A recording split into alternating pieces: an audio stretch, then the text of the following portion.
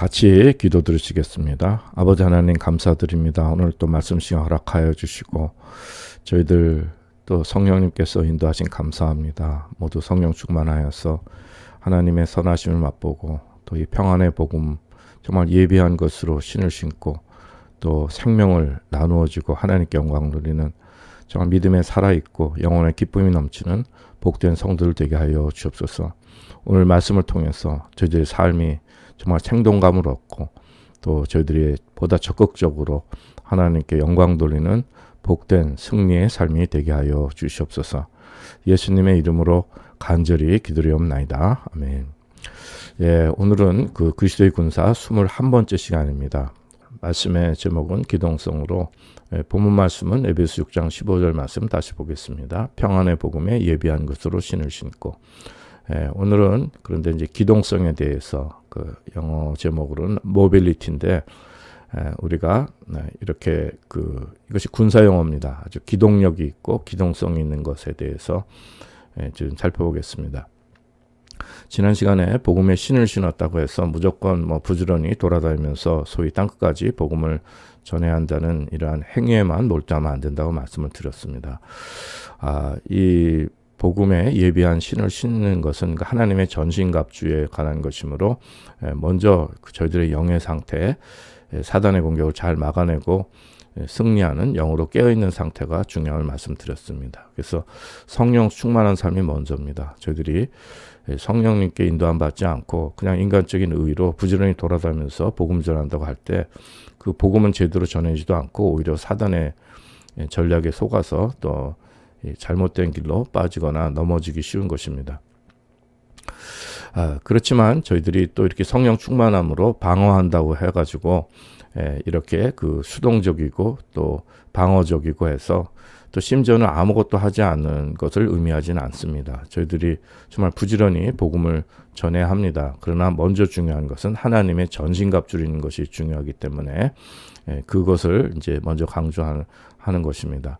그러니까 저희들이 그냥 침대에 누워서 그냥 천국에 그냥 상상하기를 이렇게 기찻길이 이렇게 나 있고 저희들은 천국 열차를 탔기 때문에 그냥 자동으로 천국을 향해서 그 기차가 그냥 자동으로 이렇게 가는 것으로 생각해서는 안 된다는 것입니다. 저희들은 하나님의 전신갑주 있고 오늘도 영의 싸움을 해야 됩니다. 이 땅에 생을 마감하는 순간까지 믿음의 선한 싸움을 다 해야 하며 믿음의 길을 잘 달려가야 합니다. 또 영으로 깨어서 와치하는 거죠. 각성하고 또 이런 영적인 파수꾼이 돼야 됩니다. 오늘도 성령님 안에 깨어서 하루를 시작하는 이 성도들이 되고 하나님께 영광 돌리는 성령 충만한 성도를 되시라 믿습니다. 그리고 be strong, 주님 안에서 아주 강건해야 합니다. 저희들이 수동적인 패배자의 삶이 아니라 능동적이고 적극적인 영의 승리가 필요한 것이며 강한 군사로 성령님을 의지하고 담대하고 강하게 살아갈 것을 성경은 말씀하고 있습니다. 주님은 강하고 담대하라 저희들에게 말씀하십니다. 지금도 말씀하시는 거예요. 이 말씀은 구약 여호수아에게만 주신 말씀이 아니라 신약의 성도들에게 주신 말씀입니다. 그러기 위해서는 하나님의 전신갑주 있고 또 지난 시간 살펴본 것처럼 복음의 전투화를 신고 항상 예비되어서 준비되어서 잘 갖추어져서 이 prepared 있죠? equipped, 그러니까 장착하고 채비함을 의미합니다. 그래서 이것이 중요하다고 말씀드렸습니다. 그냥 우리가 아무 준비도 없이 그냥 복음 전한다고 돌아다닌다고 될 일이 아니고 이렇게 준비되어서 갖추어진 예비한 복음입니다. 예비된 이러한 갖추어져 있는 equip되어 있는 이러한 equipment가 참으로 중요한 것입니다. 그래서 장착하고 채비함을 의미하는데 이러한 저희들의 영으로 준비된 자세가 필요한 것입니다. 그래서 전투에 참가하는데 저희들은 혈과 육의 싸움이 아니라 영의 싸움터에서 주님의 군사로 참전함을 의미하는 것입니다. 자, 그런데 이 전쟁의 가장 중요한 개념, 요소 중에 하나가 바로 오늘 말씀의 주제, 이 모빌리티입니다. 기동성입니다. 기동력입니다. 저는 이 모빌리티, 이 기동성 하면 이 기동성이 얼마나 실제로 삶에서 작용하는지 꼭 군대뿐만 아니라 군사 이렇게 전투뿐만 아니라 일상 삶 속에서 이런 것이 작용하는 것을 경험했던 사례가 있습니다. 저는 젊어서 청년 한때 그 사회과학 이런 사회 변혁 이론 이런데 그 빠져 있었을 때 그 안토니오 그람시라고 하는 이태리 공산주의자가 있었는데 그의 사회혁명 이론에는요 이 기동성이 그 있습니다. 그러니까 이 머뉴버라고 하는데 그 중요한 그 기동전 이 전투에서 이걸 굉장히 중요하게 여겨요. 그리고 또 그 진지를 구축하는 진지전이 있습니다. 이런 그 워 오브 포지션이 있어요. 이런 위치 선점 지난 시간에도 말씀드렸지만은 이런 중요성 이제 이런 걸 가지고 이렇게 사회 변혁, 사회 혁명 이루고 막 이런 것이 있었던 것입니다. 그래서 이런 기동전, 진지전 이런 생각이 떠오르기도 합니다. 그 예를 들면 과거 이제 유럽에선 한때 이제 이런 사회혁명 이론이 유행할 때가 있었습니다. 제가 1980년대만 해도 제가 그 이태리의 공산주의자, 그 사회주의자들 경험했는데 그들은 거의 일반 시민단체들을 주관하고 있었어요. 제가 일했던 곳에서는 이제 이런 것을 운영하는 사람들이 다 마크시스트였습니다. 이제 거기 그 디렉터, 심리학자, 이런 사람들도 다 사회주의 이론으로 박사받은 사람들이고요. 그리고 의사나 소셜 워커 이런 사람들도 다 공산주의자들입니다. 그러니 그들의 그 진지는요, 진지가 뭐냐면 그 포지션이죠. 이제 이런 그 사회 시민 단체들이 걷다가 거점을 이렇게 만들어 놓은 겁니다. 그리고 이제 시위, 집회 이런 게 열리면 전국에서 다 로마로 집결해서 거쪽에는 나폴리 쪽이었는데 로마로 다 집경해요. 그래서 크게 수만 명이 모여서 아주 크게 시위를 하곤 했습니다. 다 옛날 한때 얘기입니다. 자, 그러기에 이렇게 시위 집결하는 것이 이제 기동전이죠. War of Mobility입니다. War of Maneuver, War of Movement 이런 것으로 표현되는 일들입니다. 이제 이런 기동전 시위자 이런 동원을 위해서 이런 단체들의 버스도 다 나와요. 점심도 제공되고 이런 일들이 있었습니다. 그런데 저는 일찍 한국을 떠나서 이 캐나다에 와서 살게 되었지만 이제 한국은 이 뒤늦게 유럽부터 이런 것들을 배워가지고 그들이 이제 해보다가 다 버린 것들이에요. 그런데 한국에서는 그 후 이제 사회 노동 운동이나 또 소위 이 좌파 정권이 집권하는데 이 그람시의 이 기동전, 진지전을 한국에서도 잘 활용한 것 같습니다. 이처럼 기동성은 참으로 실제로 작용하는 힘이 큽니다. 그러나 오늘 본문에서 말씀하는 것은 이런 혈과 육의 세상 일이 아니라 영의 싸움, 영에 관한 일입니다.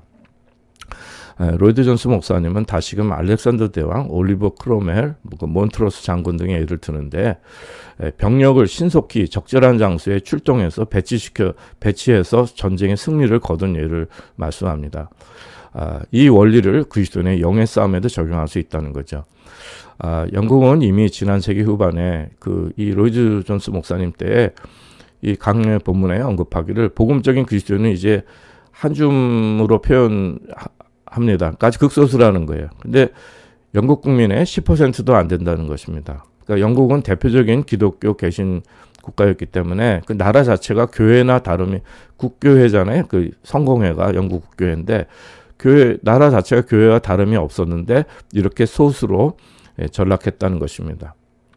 이제 복음적인 그리스도를 말씀하는 거겠죠. 근데 지금은 한 1, 2%도 안 되고 거의 찾아보기가 힘듭니다. 10%에 지금은 10분의 1도 안 되는 거예요. 그러니까 진정 말씀과 성령으로 거듭나서 종교개혁, 그 신앙을 그대로 이연받은 청교도 신앙 같은 경우에는 거의 전무합니다. 찾아보기 이제 힘든 현실이 되었습니다. 그러기에 로이드 존스 목사님 지적하신 것은 당대의 겉으로 보이는 성공이 이제 성공이 아니고 교회가 숫자가 번창한다고 해서 안심할 일이 아닌 것을 이제 이미 잘 지적했습니다. 이런 것은 다 쇠퇴해서 쇠퇴의 길을 걸은 거죠. 특히 유럽의 1968년 68 혁명 이후에 70년대 이후부터는 교회에 노인들만 남고 텅텅 비기 시작한 것 종종 말씀드렸습니다.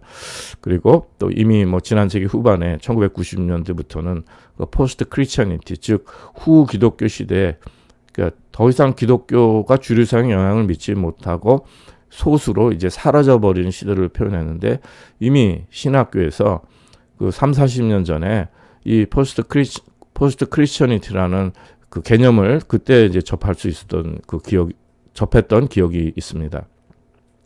그러기에 이 피상적인 신앙 현상, 교회의 모습에 저희들이 집착할 것이 아니라 본질적인 영의 싸움에서 복음으로 승리하는 삶이 중요한데, 이 후 기독교 시대가 오늘 현실화됐잖아요. 오늘 지금 현실은 말씀드릴 것도 없이 더욱 중요합니다.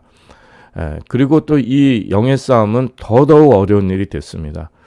이제 눈에 보이는 교회 기관의 이런 모습이 아니라, 또는 무슨 사람들을 쉽게 현혹하는 기복신앙이나 번영신앙이나 은사운동 이런 것이 아닌, 정말 하나님 말씀과 성령님께 인도함 받는 참된 그리스도인들은 극소수가 되어갑니다. 그래도 하나님 말씀도 잘 들리지 않은 시대가 됐습니다. 그래서 저희들이 이 믿음을 지키기란 정말 성령님 도우심 없이는 불가능하고, 또 하나님께 주신 이 믿음을 성령님의 증거로 또 잘 지키시고, 이렇게 하나님의 전신갑주 있고, 이렇게 오늘 말씀의 그 제목처럼 모빌리티, 우리가 기동성 있는, 변화없는 이렇게 생명이 있는 성도들이 되셔야 믿는 것입니다. 자, 그런데 이 영의 싸움에서도 바른 전략이 필요함을 말씀합니다.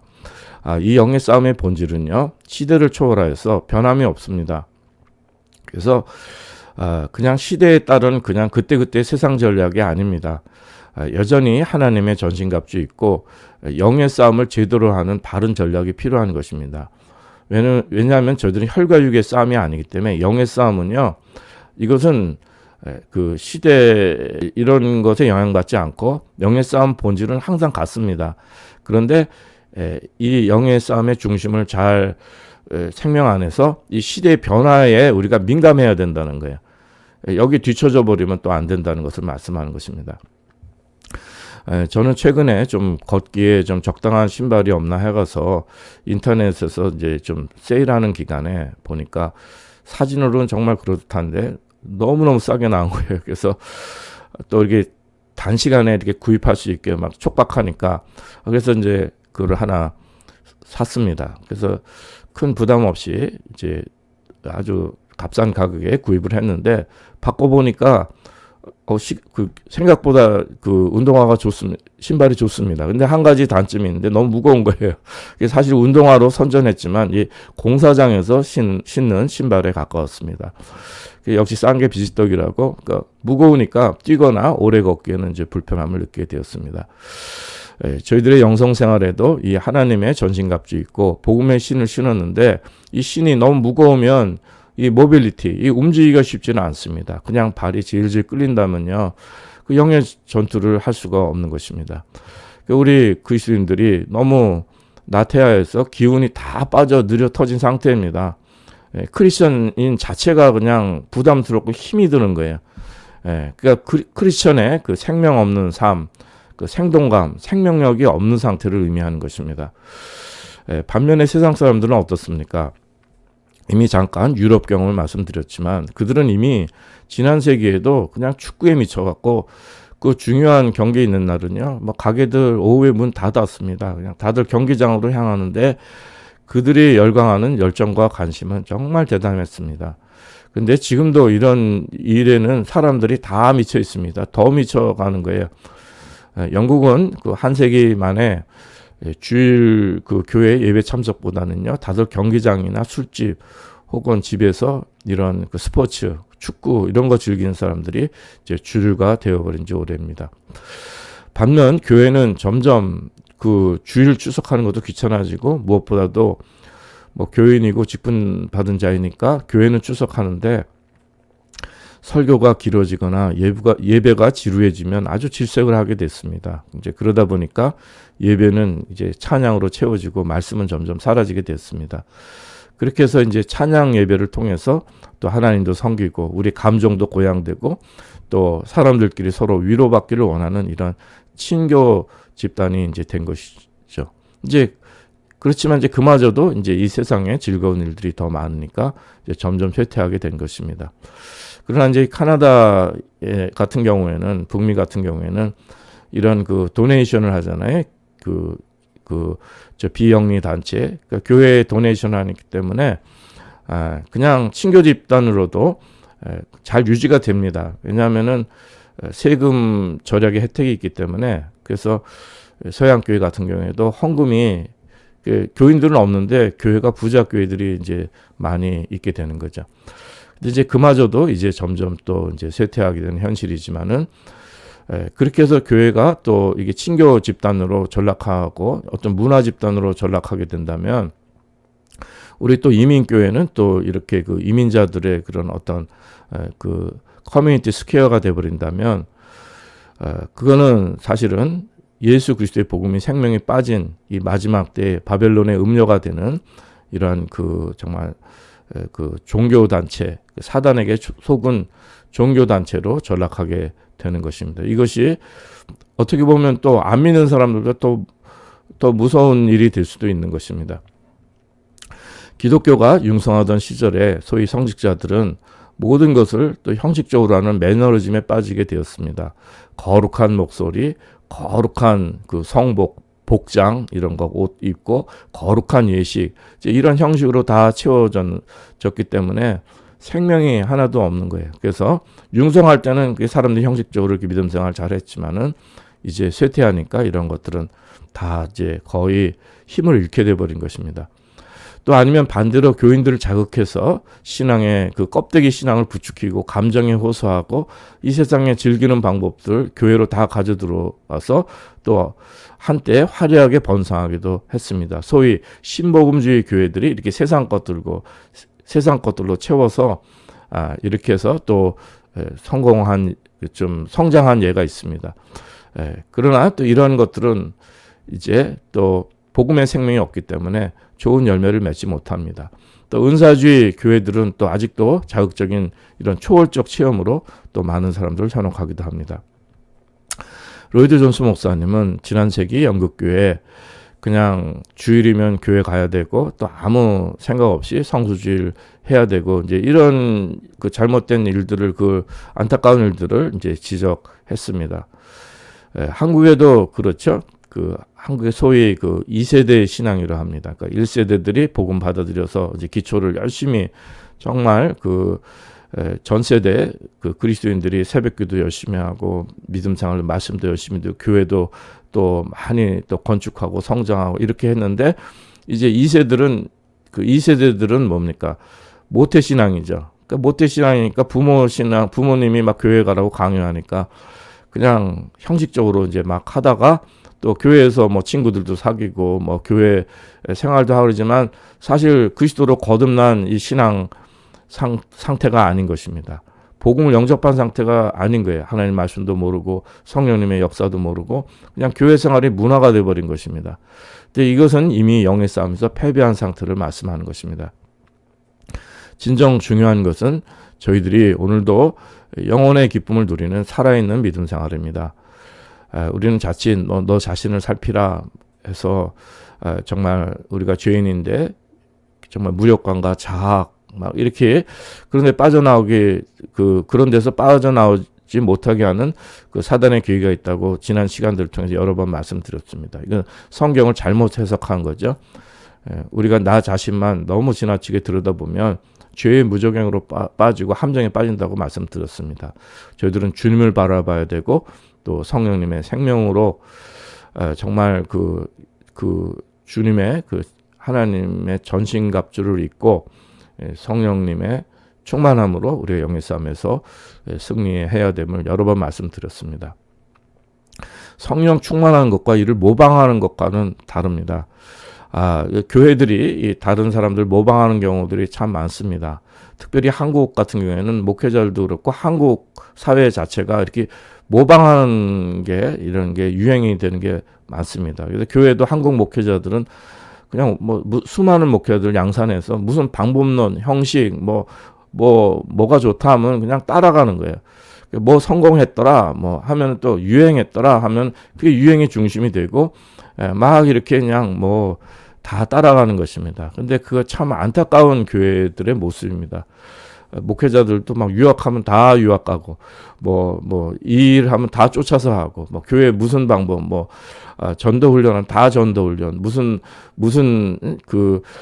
방법이 있으면 이제 그거 한 가지 방법으로 그냥 또 유행했다 또 다른 방법 다 이것저것 다 해보는 거예요. 막 제자 훈련, 무슨 알파, 해갖고 여러 가지가 많습니다.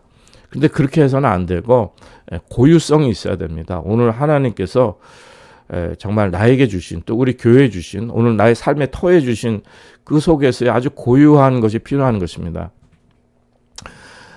이것이 없이 그냥 유행으로 또 어떤 방법론이나 형식 쫓아가면요, 그런 식으로 교회를 성장하면 뭐가 문제가 되냐면 자신들의 행위 종교에만 몰두가 됩니다. 그냥 열심히 막 하고 막 그 행위 종교에만, 종교 행위에만 열심히 하는 거예요. 다시 말씀드리면 영의 싸움에 대해서는 전혀 관심이 없습니다.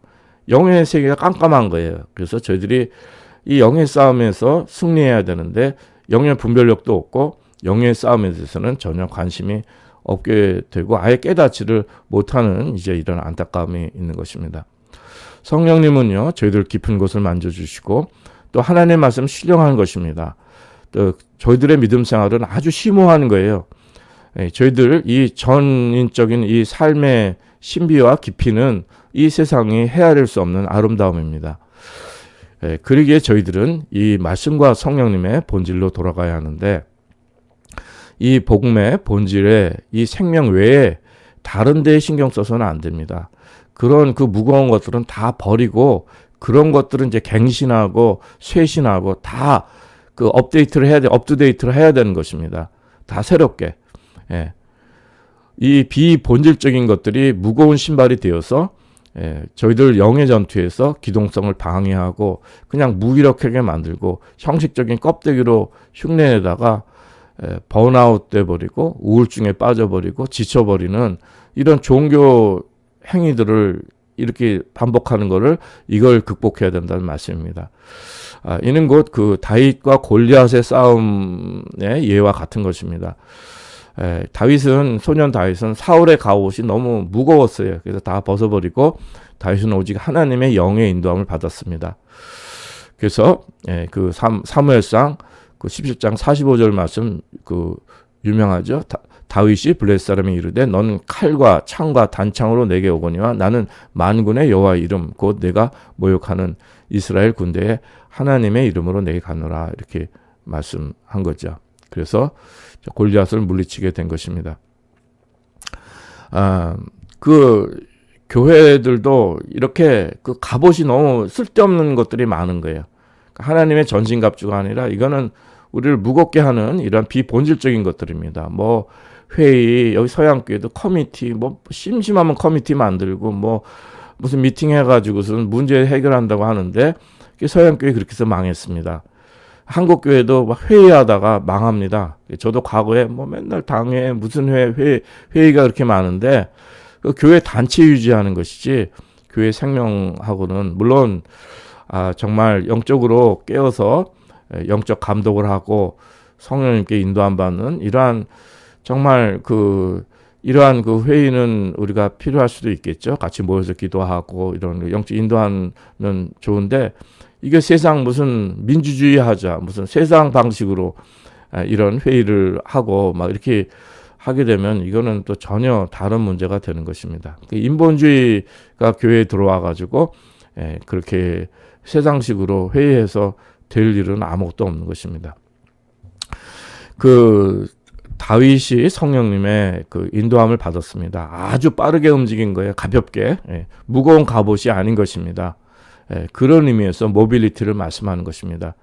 하나님의 전신갑주 입는다고 해서 그냥 무겁게 그 갑옷을 입고 복음의 신도 무겁게 그냥 무거운 신발을 신으면요, 우리가 질식해버리고 힘이 다 빠져버리고 다 그냥 흥미를 잃어버리고 힘들게 되는 거예요. 그러지 말고 긍정적이고 적극적인 의미를 저희들은 이 생명을 받을 수 있어야 됩니다. 그 어댑터빌리티라고 하죠. 이 어댑터빌리티가 여기엔 필요한 것입니다. 그러니까 생명력 있는 살아있는 원리에 이러한 그 적응성이 필요한 것을 말씀하는 것입니다. 더군다나 이제 마지막 때로 갈수록 이 후 기독교 시대에는요, 교회 개념을 다 바꾸셔야 됩니다. 불필요한 갑옷의 형식들 다 이런 거에 다 해방되셔야 됩니다. 외적인 것들을 다 벗어버려야 되는 것입니다. 정말 중요한 것은요, 한 사람의 생명이 중요합니다. 오늘 하나님께서 나에게 맡기신 한 사람의 생명, 예. 이 세상에도 그래요. 세상 그 학문에도요. 이게 보면은 일반적인 원리가 다 사라지는 시대입니다. 그 양복 맞출 때 그 커스텀 메이드가 있지 않습니까? 맞춤복. 그래서 이젠 시대가 목회도 그렇고 교회도 그렇고 한 사람 한 사람에게 고유한 생명에 맞는 이러한 그 믿음의 갑옷을 입어야 되고 또 복음의 그 신을 신어야 되는 겁니다. 이것이 참으로 중요한 거예요. 그러니까 고유한 생명에게 그 생명 충만하게 그 사람이 최적화될 수 있는 이러한 그 맞춤 목회 이런 성경이 필요한 것입니다. 물량적 시대는 지난 것입니다. 그래서 교회에 대한 선입견이 바뀌어야 할 때입니다. 그렇다고 해서 다시 오해하시면 안 되는 것이 이 모든 것은 다 회개의 복음으로 성령으로 거듭나서 새 생명 새 사람에게 적용되는 일이지 우리가 막 옛사람의 그 사람의 뭐 성격이나 뭐 처지나 그 우리 옛사람의 모습의 그 고유한 모습을 거기다 다 맞춰주는 것을 얘기하는 것은 아닙니다. 그거는 우리가 거듭나야 되는 거예요. 그러나 주님께서 또 저희들에게 이렇게 그 템퍼러먼트죠. 우리의 기질은 변하지 않기 때문에 그 사람의 기질에 맞게 이 성령님의 정말 그 생명 기질에 맞는 이러한 목회가 필요한 것을 말씀하는 것입니다. 우리는 잘못 이야기를 뭐 복음만 빼고 다 바꾸자 해갖고선 무슨 최신 영상, 미디어, 컴퓨터, 뭐 테크놀로지, 뭐 세상의 여러 엔터테인먼트, 무슨 또 여러 가지 뭐 비즈니스 방법들, 뭐 이 여러 가지 이런 것들을 교회로 가지고 들어오라는 말씀이 아닙니다. 세상 유행을 쫓아가는 말씀이 아닙니다. 그렇지만 또 옛날 방식을 또 고집해가지고 뭐 수백 년 전 청교도들이 뭐 그 살았던 걸 그걸 흉내내는 청년들이 되라는 말씀이 아닙니다.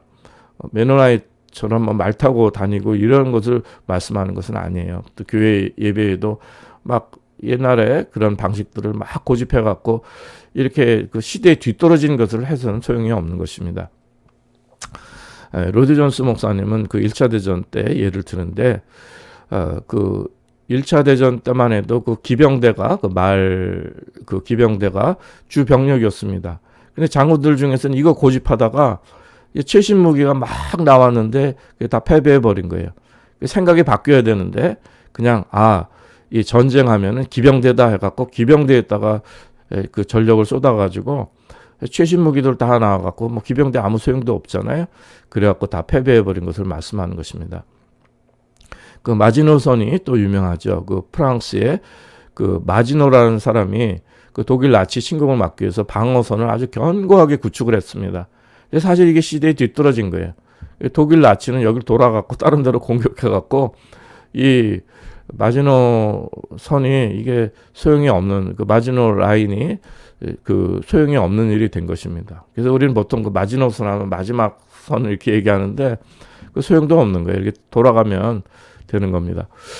자, 이 시대를 분별해야 됩니다. 그래서 우리가 옛날 방식, 영적으로 깨어있지 못하는 과거의 방식을 써서는 안 된다는 것입니다.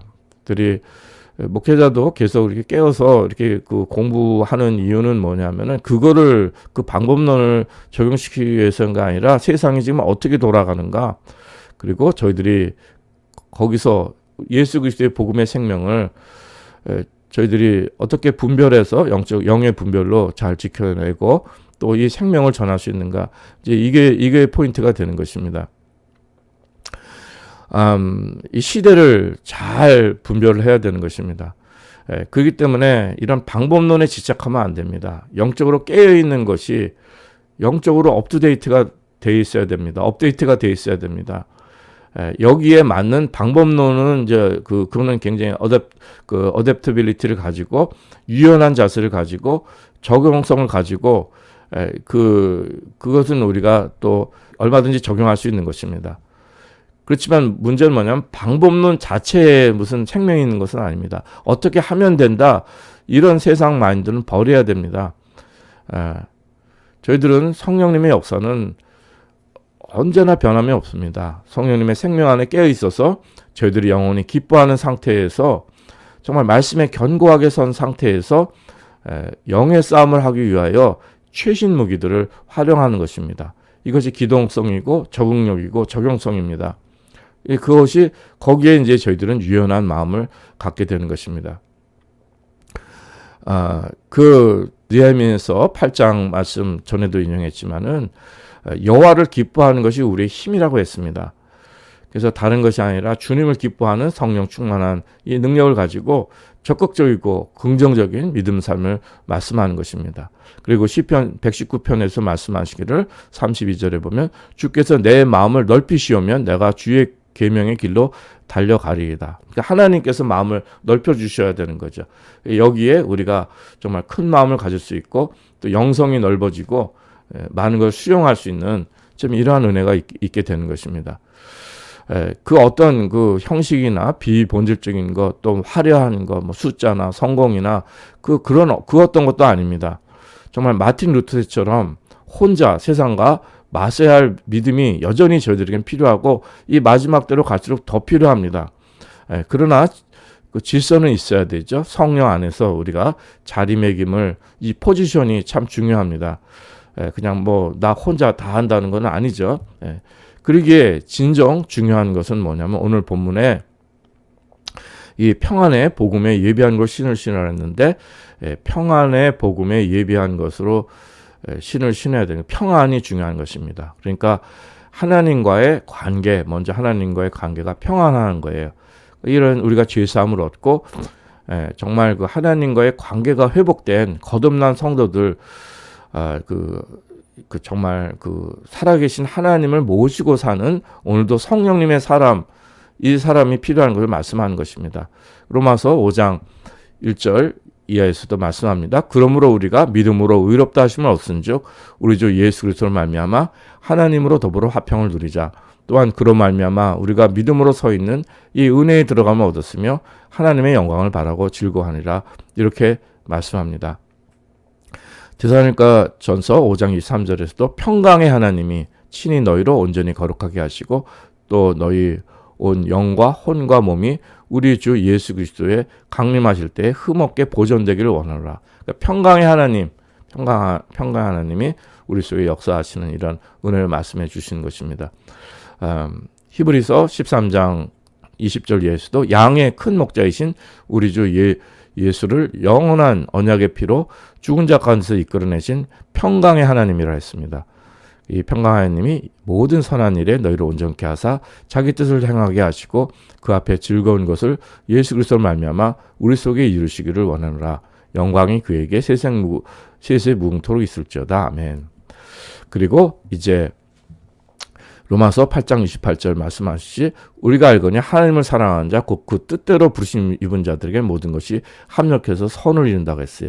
그러니까 성도들, 그러니까 하나님과의 우리 관계가 평강하고 또 성도들의 관계도 이렇게 평강하고, 그래서 우리 심령이 이렇게 평강한 가운데서 복음을 전하는 것을 말씀하는 것입니다. 우리가 걱정하고 근심하고 두려워하면 예수 그리스도의 복음을 전할 수 없고 이렇게 혼란한 때 더군다나 저희들이 하나님의 전신갑주를 입고 성령님의 그 이끌어 주신 사명을 감당할 수가 없습니다. 빌립보서 4장 말씀 잘 아시죠? 6절 이하의 말씀. 아무것도 염려하지 말고 오직 모든 일에 기도와 간구로 너희 구할 것을 감사함으로 하나님께 아뢰라. 그리하면 모든 지각에 뛰어난 하나님의 평강이 그리스도 예수 안에서 너희 마음과 생각을 지키시리라. 그래서 이런 마음을 가지고 빌립보서 그 2장에서 말씀해 주신 것처럼 마음을 같이하여 같은 사랑을 가지고 뜻을 합하여 한 마음을 품어 아무 일이든지 다툼이나 허용으로 하지 말고 오직 겸손한 마음으로 각각 자기보다 남을 낮게 여기고 각각 자기 일을 돌아볼 뿐더러 또한 각각 다른 사람들의 일을 돌아보아 나의 기쁨을 충만케 하라. 그러니까 이게 성령님의 역사가 있을 때 우리는 이러한 정말 우리가 하나님께서 주신 이 평강으로 우리 성도들 관계도 평강하고 이렇게 서로 섬기는 관계 속에서 은혜 가운데 복음을 전할 수 있는 것입니다. 골로새서 3장 13절에서도 누가 네게 혐의가 있거든 서로 용납하여 피차 용서하되 주께서 너희를 용서하신 것 같이 너희도 그러하라고 했습니다. 우리가 서로 용서할 때 이것이 마음의 평강이 오는 것입니다. 이제 이것이 참 필요한 것이고 또 우리가 생명으로 적극적으로 기동성 있게 선한 영향력을 미치는 성도들이 되어야 합니다. 성령 안에 있으면 생명을 나누어 주게 됩니다. 선한 말을 하고 생명의 삶으로 이끌면 그것이 복음 전하는 것입니다. 성도들도 누군가 선한 말을 하고 선하게 살고 생명을 나눠주는 사람이 있으면 그 사람 만나면 선한 영향력을 받지 않겠습니까? 현대의 대표적인 병이 무엇입니까? 우울증이잖아요. 사람들이 이런 가운데 이 선한 생명을 나눠줄 때 힘을 얻고 위로를 얻는 이러한 은혜가 있는 것입니다. 우리가 영으로 깨어서 나의 내면이